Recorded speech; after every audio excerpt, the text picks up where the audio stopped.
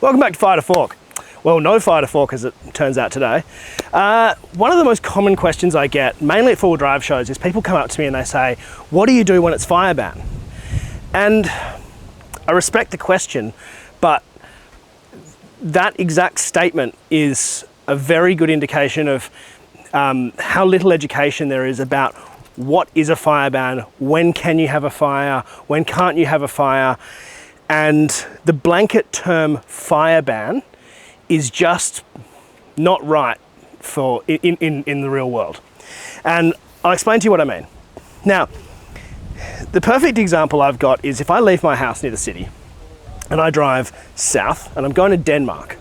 By the way, this is mainly applicable to WA, but you can absolutely apply it to the East Coast. I'm just more familiar with WA fire regulations. It might be 35 degrees in Perth.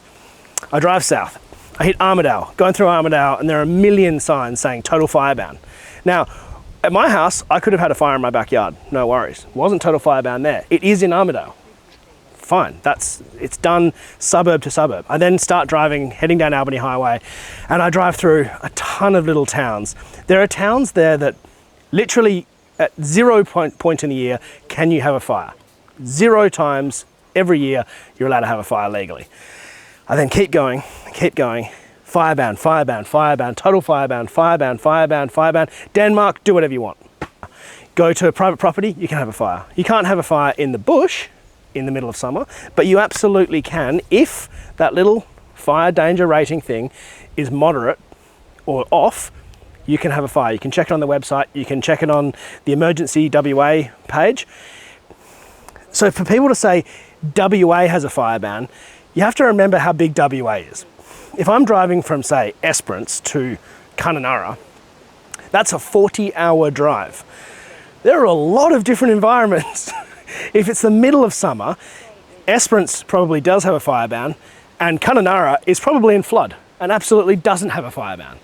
Then switch it around. It can be July. Esperance is probably going to be pouring, and Broome or Kununurra might actually be quite dry because it's dry season, and there could be a little hot spell, and all of a sudden you actually can't have a fire.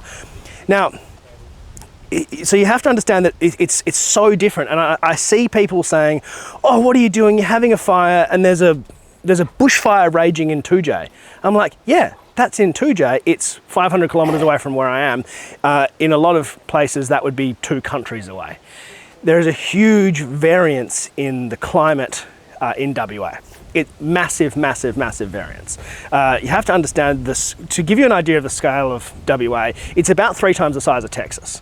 So yeah, there's your scale. Now, how do you figure out if you can have a fire? Well, certain shires will have a campfire regulation. Now, burning permit or burning does not mean campfire. They are different.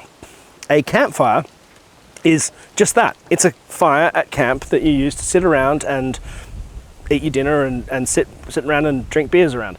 That is not burning. Burning is when you get a giant pile of logs in the middle of your paddock and you set fire to them by pouring petrol on them, and you do a burn off, or you burn through some of your bushland on your farm. That is burning, not campfire. They are different. So when you go on a shire website and you see burning prohibited, that might actually be, or burning restricted, that has no bearing on campfires.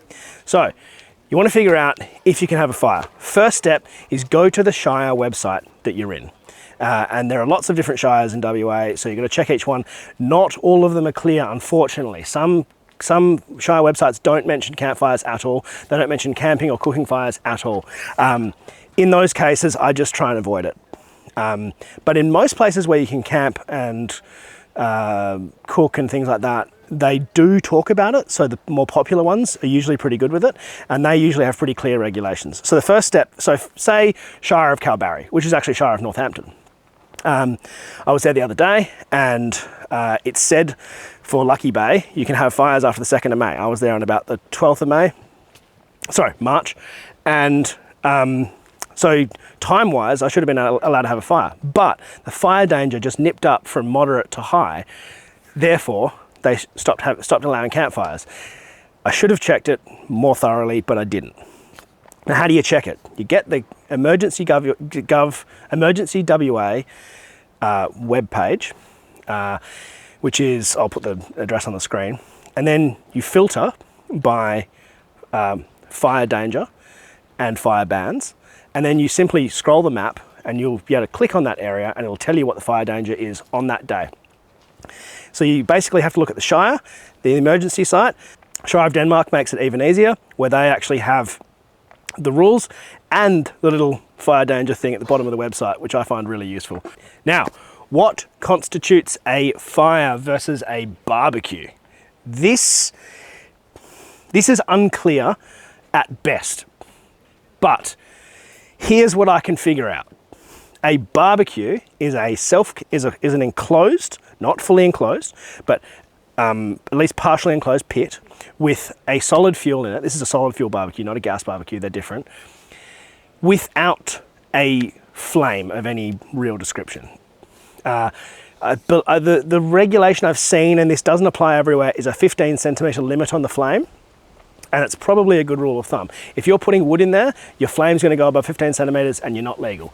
If you put charcoal in there, that is almost certainly totally fine. As long as there's no solid fuel barbecue ban, which is very rare. So solid fuel barbecues are banned in total fire bans, and and certain national parks, like D'Entrecasteaux National Park, no solid fuel barbecues at all.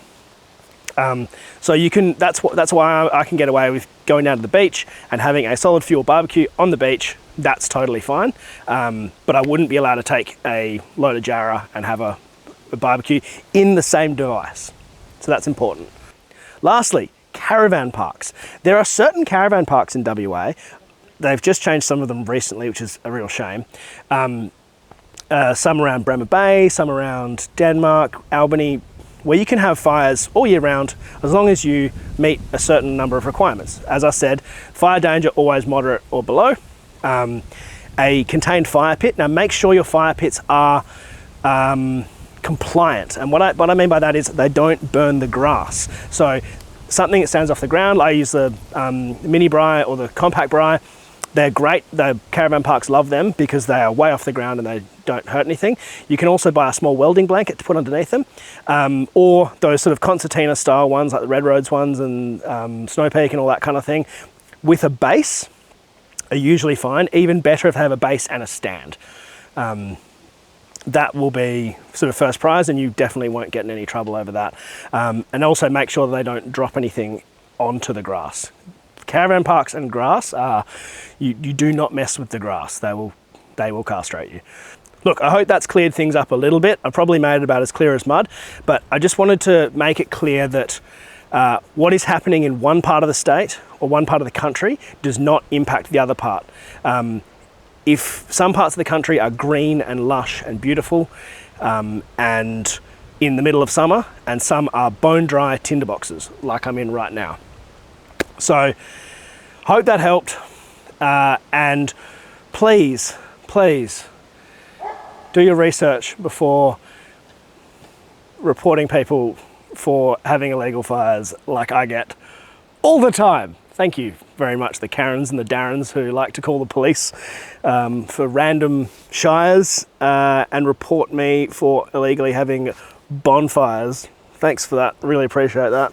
It's super constructive after I just got off the phone with the fire control officer who confirmed I was doing absolutely nothing wrong and I was nowhere near where they called. But it's happened well more than once. Thanks for watching, cheers.